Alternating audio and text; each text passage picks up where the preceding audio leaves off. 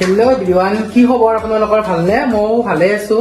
আৰু আজি যিহেতু ঠাণ্ডা, কি ক'ব, একদম ক'বৰ উপায় নাই। ভাবিলো আজি খানা এটাই খাওঁ আৰু পিটিছাক ফোন কৰিলোঁ। পিটিছা ক'লে আহা আমাৰ ঘৰতে আজি খানাটো খাওঁ।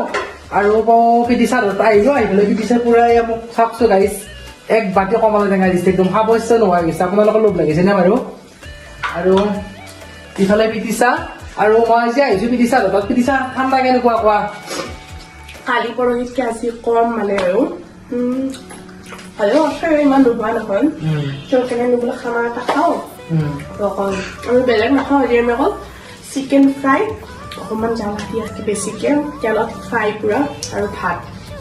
কমলা টেঙাখিনি এতিয়া এনে খাম আৰু গাইছ, এক বাতি কমলা টেঙা ইচ্ছা নাযায়। আৰু আমাৰ এইফালে নীতিশমা চিষ্টাৰ, এই আমাৰ চিষ্টাৰ। আৰু তুমি কোৱা কেনেকুৱা লাগিছে যে খানা খাই?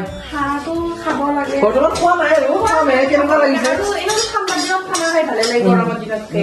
আৰু আমাৰ 31st আহি আছে, নিউ ইয়াৰ আহি আছে, আমি তাতেও লগ পাম এটা নিউ ভ্লগত। আৰু আপোনালোকৰ চাই দিব, মৰম দিব, ছাবস্ক্ৰাইব কৰিব মোৰ চেনেলটো সকলোৱে দিব, যাতে আপোনালোকৰ আশীৰ্বাদ মোক সদায় লাগিব। সেয়াই আৰু জয় জুবিন দা। Bye bye. টাটা।